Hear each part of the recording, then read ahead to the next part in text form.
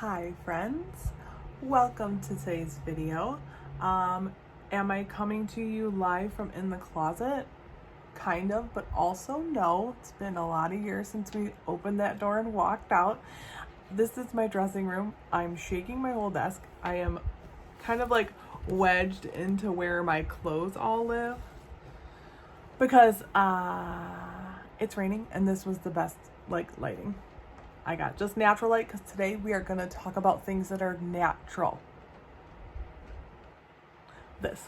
This old thing. Right now in this lighting, I look blonde. However, come with me on the hair journey that is letting your gray go gray. I am 46 and because COVID, not because I couldn't get my hair done because I'm a hairstylist, but because who cares? I just stopped coloring my hair. Fully stopped coloring it 13 months ago. And before that, for the last couple years before that, I was only placing highlights basically around my face. So, and as you can see, we've got I chopped it all off. I just did one of these one day in my studio. Pulled it all like this, whacked it off.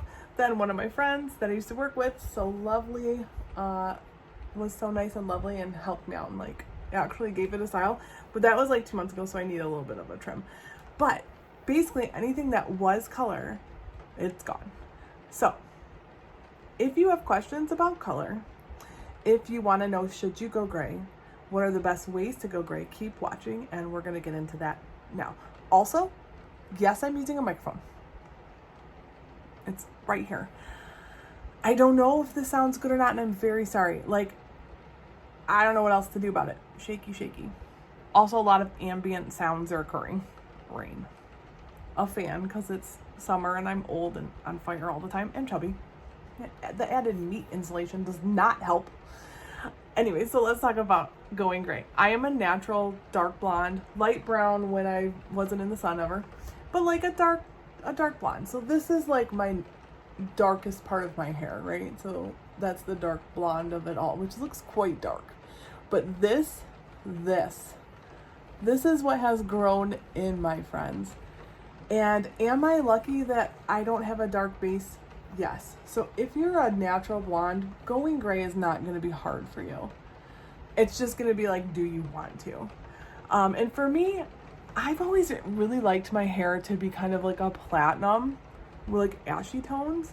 So once I realized that that's what was growing out of my head, it made the decision much easier. Sometimes I get bored and I get tempted to put weird colors over it, like purple or pink, but I've refrained. So I'm going to take my glasses off so we can get into my texture as well, because if you've been watching this channel for the last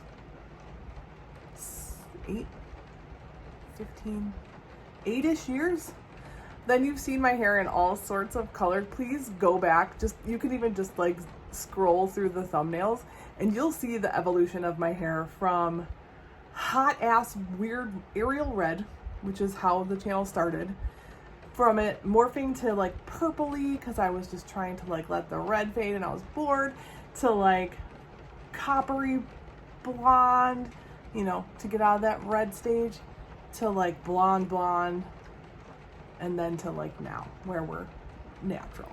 So texture can be affected for sure by gray hair. My hair texture has always been kind of crinkly, even though it's fine. I don't have a lot of it. I don't have a lot of density. My texture is not fine. My texture is coarse.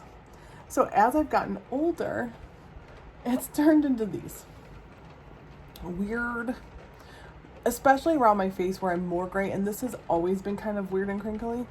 This is my natural hair today. I did nothing to it but let it air dry. And then you can see over here as well, we've got, I like to call these my Whoville curls, because am I a creature from Whoville?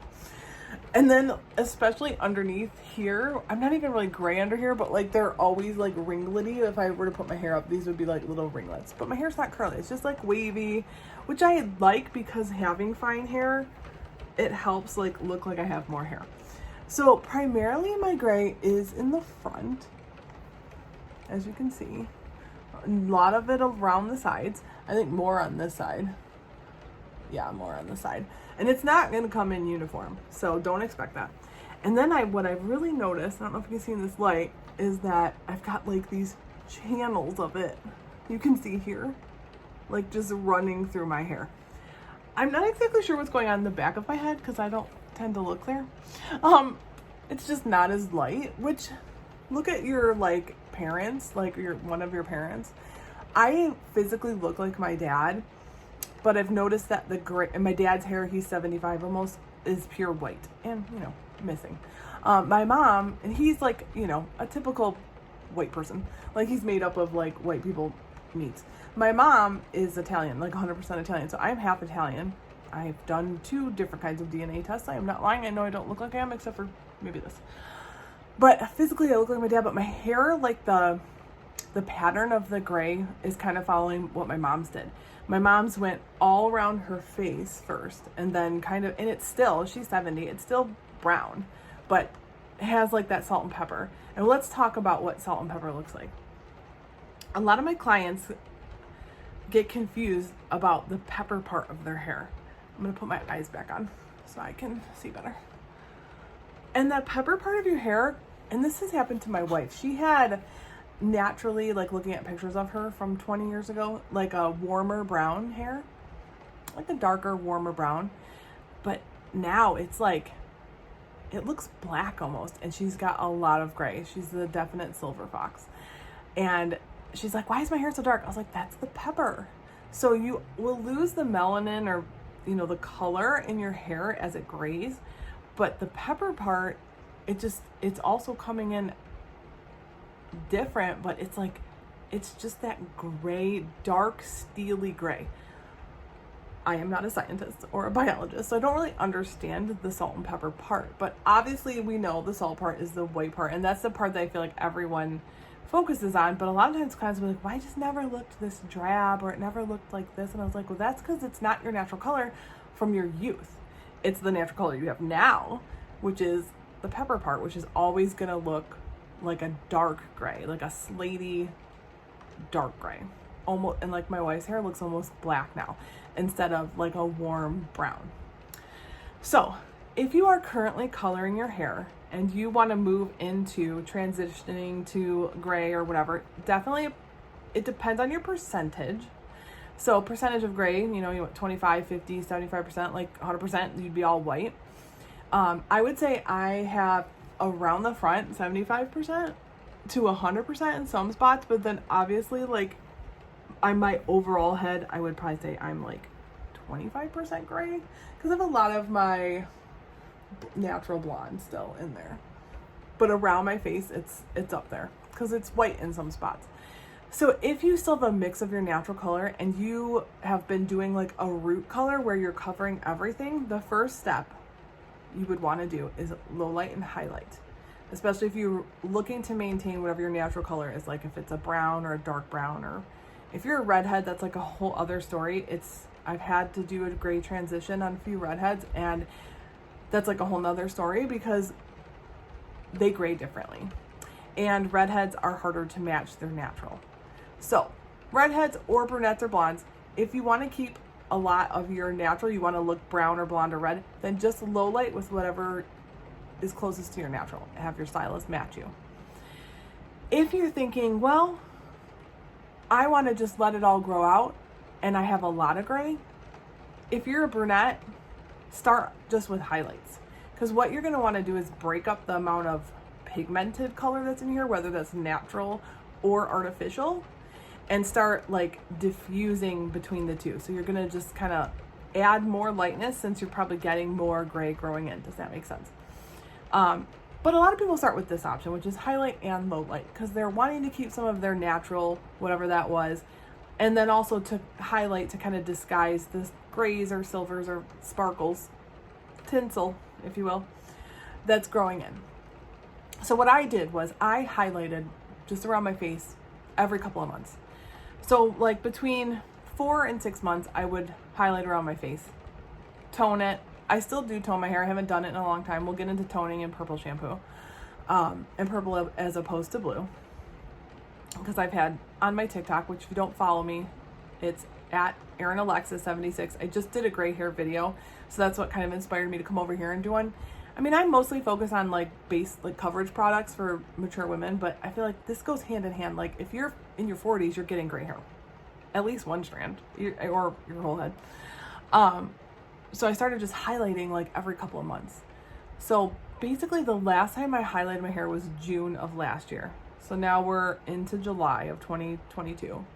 And I remember that I highlighted in June of last year because I had an upcoming gig with the band that I used to play with. It was supposed to be a one-time like play a retro set of like all of our biggest hits, but here we are we wrote a new EP and we're going to have a CD released in a few weeks. So still playing with them. But I remember I was like, oh, I better highlight my hair. I haven't done it in a while. Well, that was the last time I did it. I just was like, I don't know. And I started cutting my hair and I was like, you know what? I don't think I need to anymore. And that's obviously a personal choice. But for me, I just feel like I actually think my hair looks better. This is not like the greatest lighting in the world because it looks a little warm right now. I'm wondering if I can, well, if I move anything, then we're going to be a disaster. I will post some pictures on the Instagram and go to my TikTok. You can see the in better lighting my gray, but I mean, you can see it right here. That's just white. So what I do to maintain, it looks more yellow on the side, but it's definitely the way the light is hitting me. Let's look at the side. Pretend that the side of my head doesn't exist. So what I do is once a week, because I only shampoo like every other day, I use the Olaplex purple toning shampoo and I leave it on for like 3 minutes or so, like while I do some maintenance, if you will. And then if my hair is like dirty, I will dirty, you know, like a lot of dry shampoo in it and like it's been 2 days because I have fine hair. So in 2 days, it's like, whoa. Then I will wash it with my regular shampoo first and then do like a second wash with the purple shampoo. But the way I do it with the purple shampoo is I almost just like it's a toner. I like mush it through my hair. And before I had cut shorter around the front, like I cut bangs, it was really yellowy right here. So sometimes before I would get in the shower, I would just put the purple shampoo on my dry hair. So purple shampoo as opposed to blue.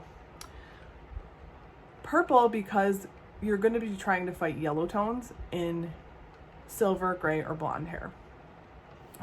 Yellow is going to be the undertone that you're dealing with. So if you look at the color wheel, purple will cancel yellow. If you're dealing with brassy orange tones, then the blue shampoo is going to be better. However, most people who are gray or blonde or have moved towards being gray are usually kind of in a blonde transition. You're going to benefit more from the yellow tones being canceled. So that's why I suggest a purple shampoo. Things to be aware of is that you can get buildup from purple shampoo from overuse. So that's why I'm saying I use it once a week because I only shampoo 3 to 4 times. If you're shampooing every day, which you probably shouldn't be, you know, you could probably go every other day because it will wash out. It will make your hair purple if you do it every day. Do as you will. I'm not in charge of you. I'm not your dad. And then I like to do a toning service on myself and on my clients that have transitioned to silver or gray or white. And I will usually do like a Redken shade service on them. Whenever they're feeling dull, lifeless, they don't feel like they have any shine because it's a conditioning product. And you know, that's something you can ask your stylist for if you've gone gray and you're still wanting to do some sort of a color service, just because, you know, it does coat the hair, and shades is great because it's conditioning, it's shiny. You're not going to get more shine than from shades. So you can always ask for that service, like maybe every 2 haircuts, you know? So anyways, yeah, that is my advice on going gray. I think I covered everything. It's definitely harder if you're brunette or have dark brown hair or black hair and you start getting gray. Like, it's really hard if you've been artificially coloring your hair, because we all know you're going to have Skunkville of America happening. So that's why, like, you know, some stylists may do a color remove and try to remove your artificial color. You can go that route and then do, like, you know, a heavy highlight. Jack Martin is an artist you can follow on Instagram. He does crazy gray transitions where he takes an entire day, like 10 hours, and transitions someone. The average stylist is going to do it over a couple of sessions. That may add up to 10 hours. But if you want to pay $2,000 in one day, be my guest.